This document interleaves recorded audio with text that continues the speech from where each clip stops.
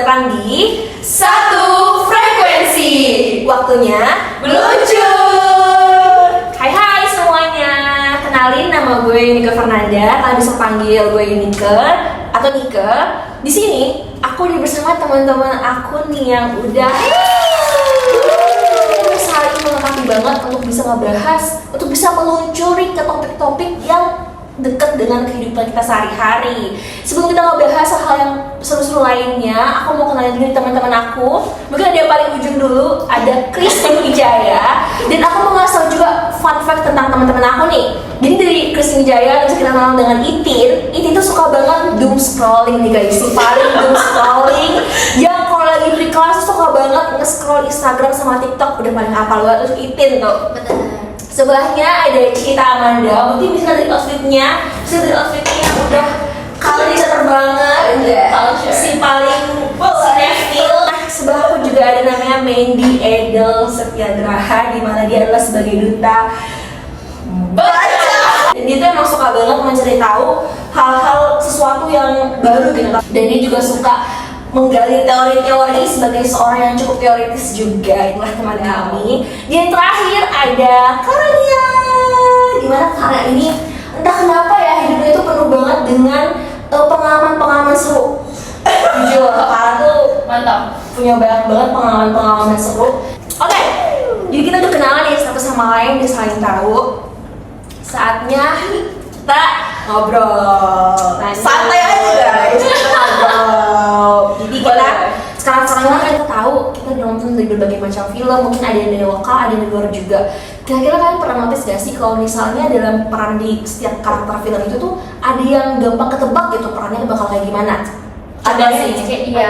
ada kan, pasti kan. Contohnya nih, aku cobain misalnya, kalau orang pinter di film, pinternya tuh bener-bener pinter akademis gitu ya, udah pasti dia tuh pakai kacamata, bawa buku, terus kayak ininya tuh kemejanya tuh dikancing sampai atas. Nerd look. Iya, Sheldon. Apalagi yang kalian notice kira-kira? Aku tahu. Apa? Kayak misalnya di film-film yang mau orang mau glow up, kenapa awalnya mereka representasiin orang jelek itu rambutnya keriting, jerawatan pakai kacamata. Terus pas glow up, kulitnya tiba-tiba jadi putih, terus rambutnya lurus. Kayak itu bukan yang indung gak sih? Iya. Standarnya harus gitu ya. Ada lagi nih. Ini sebenarnya agak funny tapi gimana? Jadi kalau misalnya kalian nonton, kalau misalnya karakter itu ngkongko yang ngkongko Cina deh, apapun dia jual obat atau bangunan. Dia dicek toko sebelah. Iya, pasti ngkongkonya tuh pasti udah pakai kacamata, pakai kaos putih atau singlet, terus cara pendek, di mejanya tuh ada pajangan kucing gini-gini. Nah, tapi setelah kita udah sebutin tadi, itu tuh ternyata ada namanya guys, namanya itu stereotype. Dimana kita tuh udah ngerasa kayak itu tuh udah ada labelnya gitu. Iya sih. Tapi kan itu kan yang kita tangkap dari kita apa yang kita di film, di series, segala macam ya. Tapi kalau misalnya untuk definisi secara realnya, atau mungkin dari perspektif dari tokoh-tokoh yang berkaitan dan berpengalaman, boleh kali Mandy untuk sharing pengetahuan dari buku yang kamu baca itu. Kebetulan banget nih Gimana? teman-teman sekalian dan Nika. Jadi kemarin itu guys, aku tuh baru baca satu buku nih, namanya tuh Public Opinion, yang ditulis sama Walter Lippmann tahun 1922. Nah, di situ itu kan kita kan mau membahas tentang stereotip ini kan. Jadi aku coba research gitulah. Nah, katanya itu tuh pertama kali stereotip tuh muncul di dia gitu, di mana si Walter Lippmann ini tuh bilang bahwa pada dasarnya otak manusia tuh memang malas guys, gitu kata dia. Jadi otak manusia itu malas untuk berpikir, sehingga mereka itu cenderung untuk mencari jalan pintas dalam berpikir kayak gitu. Makanya mereka itu mengeneralisasi salah satu orang sebagai kelompoknya gitu. Jadi ada sifat generalisasi di situ. Karena misalnya nih, aduh gue malas nih mikir yang rumit-rumit, ini orang kira-kira gimana ya? Oh, lihat aja dari kelompoknya, misalnya dia rambutnya putih, dia kayak misalnya tadi dia pakai kacamata, dia dikancing ke mejanya kayak gitu. Oh ya berarti dia orang pintar lah, dia nerdy gitu. Dia pasti ambis apa segala macam. Nah, itu katanya si Walter Lippmann. Jadi stereotip itu berasal dari salah satu dunia percetakan kuno guys. Jadi dulu tuh nih fun fact-nya ya, di buku itu tuh disebutin kalau misalnya stereotip tuh berasal dari dunia percetakan kuno. Jadi nama platnya yang buat ngecap, jadi tuh dulu FYI tuh kalau ngecap kan masih pakai plat gitu kan, jadi dicetak berulang-ulang kali gitu. Nah itu tuh nama platnya tuh stereotype, jadi dari situ namanya jadi itu sama banget kan sama yang sekarang kita sebut stereotype, makanya nama itu tuh digunakan kayak gitu. Insight baru. Insightful. Konsepnya kayak labeling juga. Iya, iya. Nah, Tapi kan itu kan definisi dari stereotip sendiri nih. Tapi kalau bisa dikaitkan sama apa yang udah kita sering lihat kayak di film, itu hubungannya sama mungkin media gitu, ada hubungannya nggak? Nah itu dia tuh, kemarin aku coba kan mencari tentang topik yang menghubungkan kenapa sih kayak stereotip tuh sering banget dihubungin sama kayak film-film gitu yang punya banyak banget stereotip. Nah di situ tuh aku ketemu lagi satu teori, mungkin kalian tahu Stuart Hall? Tahu. Jadi tuh Stuart Hall ini tuh di salah satu teorinya tuh ada namanya teori representatif. Balik lagi tadi mungkin kayak yang pertama ya, teorinya Walter itu juga berhubungan. Jadi di situ tuh disebutin di teori representatif itu bahwa sebenarnya media atau tuh film yang selama ini tuh kita lihat itu tuh bukan benar-benar asli cerminan dari realitas yang ada gitu loh guys. Jadi media sama film ini mengkonstruksi apa yang ada sebenarnya, dan itu tuh sesuai sama interpretasi dari mereka. Kayak misalnya nih analogi, misalnya kayak tadi disebutin deh, misalnya engkau gitu pakai singlet apa segala macam, itu kan kita sering lihat gitu di film, di media, di mana gitu. Jadinya tuh kita cenderung berpikir kayak gitu karena kita tuh termakan oleh media yang selama ini bilang kalau stereotip itu kayak gitu. Kata Stuart Hall itu jadinya media itu dan film itu cenderung mengkonstruksi si realitas itu sendiri. Jadi ibaratnya itu kita dipakai kacamata, di mana kacamatanya tuh sebenarnya buram, tapi kita tuh dipaksa untuk melihat dari kacamata itu gitu loh. Jadi juga berhubungan sebenarnya sama yang aku sering alamin. Tahu standar TikTok kan? Iya. Bener banget. Ini nyambung banget sama yang Mandy jelasin tadi.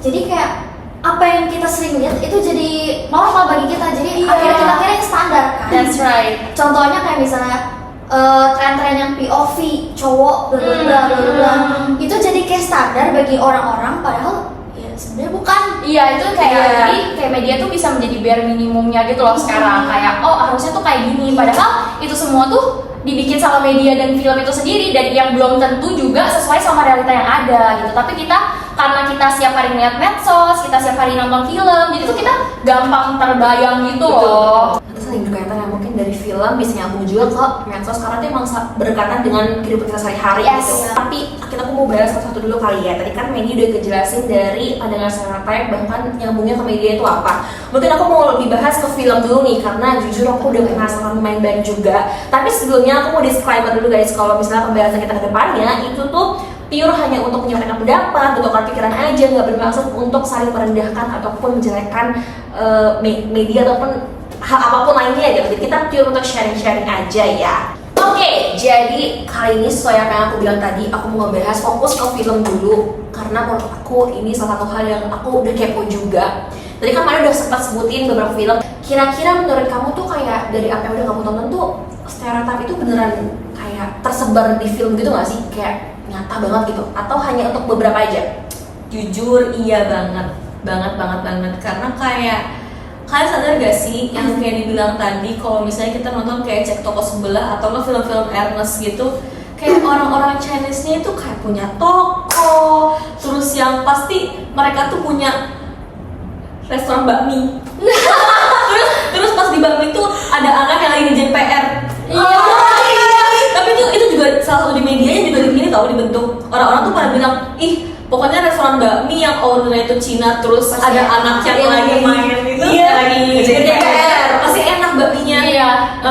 Tapi a good thing sih jatuhnya ya. Tapi kalau di film-film nggak selalu sih, karena kayak iya sih budaya orang Cina emang kayak gitu, tapi kayak nggak semuanya kayak gitu. Contohnya karena aku yang Cina di sini kayak semuanya nggak sih? Sama Iden juga, dan semuanya sih. Ya itu pertama. Terus yang kedua tuh apa ya? Kayaknya orang Timur deh. Kalau dibaca lagi, kebanyakan orang Timur tuh direpresentasiin tuh sebagai sosok yang kebanyakan tuh side karakter. Dan side karakternya itu entah itu preman atau orang-orang yang bekerja keras.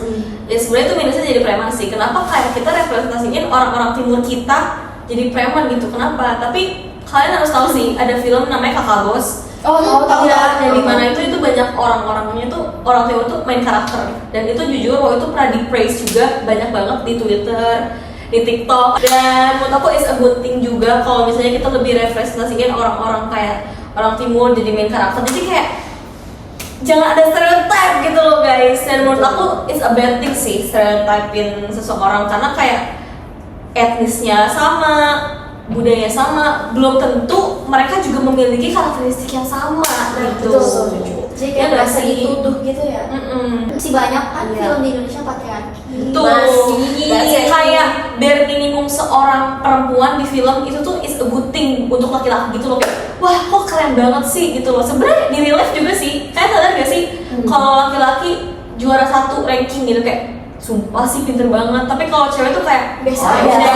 Iya. Terus kayak contohnya di ayat-ayat cinta ini tuh sering banget disebutin sama dosen kita sih, Pak Hairul tuh. Kelihatan banget gender kayak apa sih namanya? Gender gap. Iya, gender gap.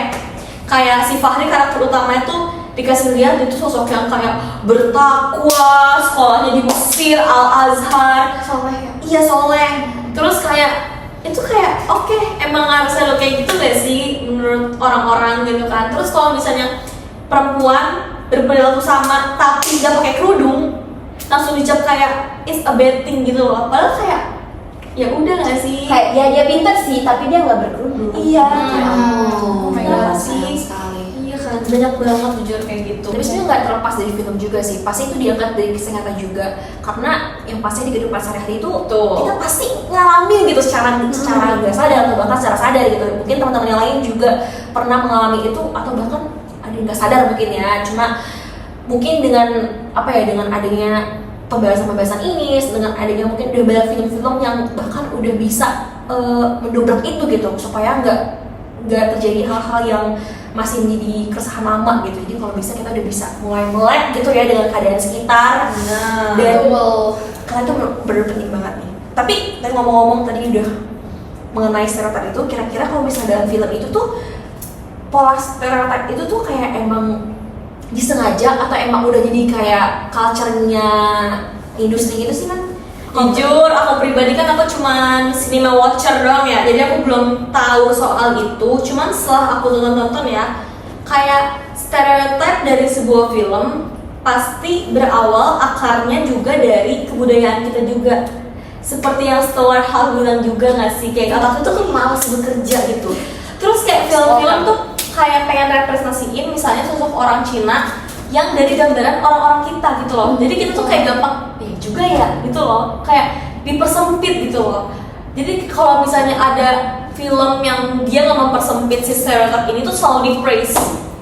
Ya, kenapa kita nggak membangkitkan film yang jangan ada stereotipnya gitu loh? Betul man, itu Ya kan? namanya tuh concept of labeling tuh. Kalau Sumpah, misalnya di betul. bukunya si Stuart Hall itu namanya concept of labeling man. Jadi tuh dia tuh kayak sebenarnya film itu tuh punya efek domino gitu guys.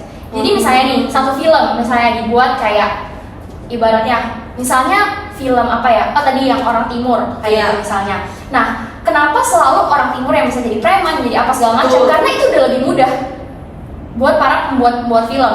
Kalau misalnya tiba-tiba yang jadi preman kayak diganti karakternya, itu tuh ngebuat masyarakat tuh bingung jadinya, karena emang dari awal tuh udah kayak gitu. Makanya kita tuh punya namanya konsep of labeling, dan itu yang dilakukan sama industri-industri film. Jadi mulai dari satu mengakar ke yang lain gitu. Betul. Labeling nggak cuma buat manusia aja nggak sih? Setuju, banyak Contohnya mobil Jeep.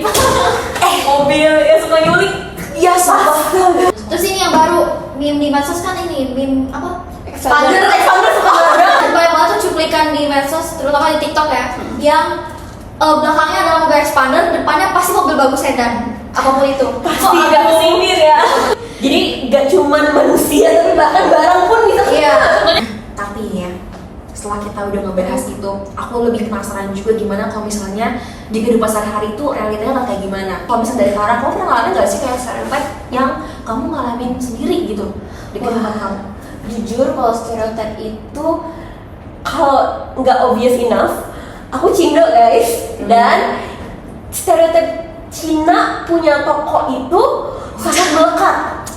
Karena mau aku ditanya sama temen-temen Cindo aku ataupun non Cindo, itu pasti ditanya, lu punya toko nggak sih? Wow. Dan Your Citato. Ya gitu. Nah aku tuh keluarga aku tidak punya toko guys. Jadi kalau aku jawabnya aku nggak punya toko, mereka pasti label, ah lu Citato ya. Langsung Citato. Terus besok kalau orang-orang panggil aku masih bilangnya itu tuh si Citato. Sebenarnya awal-awalnya nggak kenapa-napa, aman aja tapi cuman lama-kelamaan itu jadi annoying Annoying, dan agak bosan juga karena orang-orang sekarang tahu Kara si Citato, bukan Kara si anggota organisasi ini, bukan Kara si penyuka matkul ini, tapi Kara si Citato. Jadi I'm tied to my ethnicity. Aku diikatkan oleh identitas aku, yaitu seorang Cina Indonesia yang tidak memiliki toko gitu. Jadi itu mempersempit persepsi orang-orang terhadap aku, dan aku gak suka itu. Aku ingin diketahui lebih dari Cina tanpa toko. Apalagi udah masuk ke pernikahan, jenjang serius. Itu Banyak soal teman aku yang bilang nggak bakal bertahan, apalagi lu yang satu Cina satu Batak. Cuma gara-gara kayak agak sering diomongin dan jadi kayak doktrin bagi mereka tuh jadi kayak terpapar gitu dan ikut down, and at the end ya mempengaruhi hubungan juga. Iya, emang harus bisa pintar-pintar untuk supaya kita tuh nggak terpaku sama hal-hal yang harusnya kita nggak usah pikirin banget gitu. Kayak hal-hal kayak gitu tuh sebenarnya ada karena kita yang adain sendiri gitu secara langsung. Jangan pernah labeling orang lain guys. Iya, padahal setiap orang beda-beda. iya nggak semua orang itu sama seperti apa yang kita pikirkan soal dia di awalnya. Mau nanya, kalian tahu RCTA gak?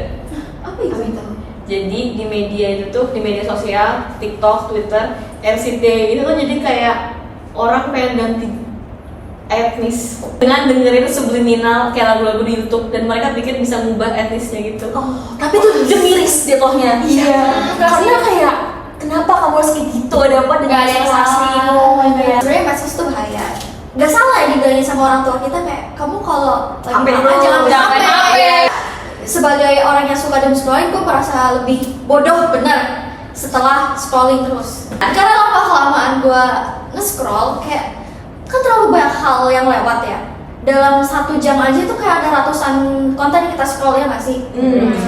Liatin komen yang bervariasi, terus juga jenis kontennya dari memes, jokes yang nggak jelas, orang-orang nyanyi, orang-orang ngapain, itu udah kayak bikin otak kita tuh mikir terus dengan hal-hal yang berbeda. Dan di sini juga ada banyak konten yang bikin standar-standar tertentu tadi yang jatuhnya lebih abstrak. Banyak orang yang tertanamkan standar itu karena mereka nggak usah filter. Nah itu tuh. Iya. Itu. Makanya belajar komunikasi itu sebenarnya belajar untuk memfilter hal-hal yang di sosmed. Iya Bener nggak sih? tuh, setuju. Karena biasanya tuh orang nggak sadar tahu kalau misalnya mereka tuh lagi terpapar.